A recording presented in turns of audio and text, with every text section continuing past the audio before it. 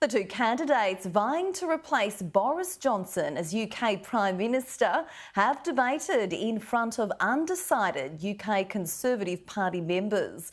Liz Truss claimed a UK recession was not inevitable despite warnings from the Bank of England, and Rishi Sunak pushed back against accusations he stabbed Boris Johnson in the back. A decisive moment in the race to be the next Prime Minister, arriving as ballots land on Tory doorsteps. Foreign Secretary, good evening. Liz Truss, the undisputed frontrunner. Hey, Charlie, you're right. Rishi Sunak struggling to close the gap. Tails never fails. Do you want to go first or second? I want to go first, please. There we go. An early victory for the Foreign Secretary, but under the studio spotlight with more than 60 mostly undecided party members, the tough questions began. The Bank of England have said that a recession is inevitable. What could you do to mitigate the impact of this? Well, what the Bank of England have said today is, of course, extremely worrying. But it is not inevitable. We can change the outcome and we can make it more likely that the economy grows. Liz Truss wants to be seen as a candidate to change the course. Her own path, though, hasn't run straight. You were a Remainer, and now you're not.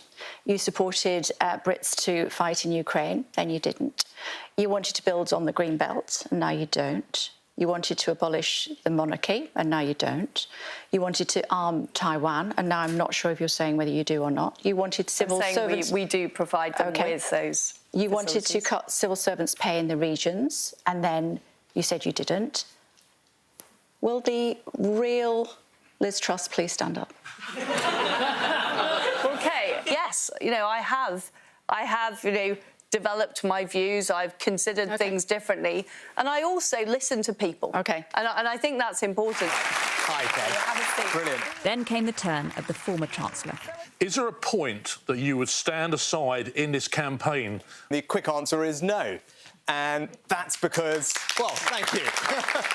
And Rishi Sunak hasn't been forgiven by many in the party for turning on Boris Johnson. You knifing Boris for your own interest. There you go.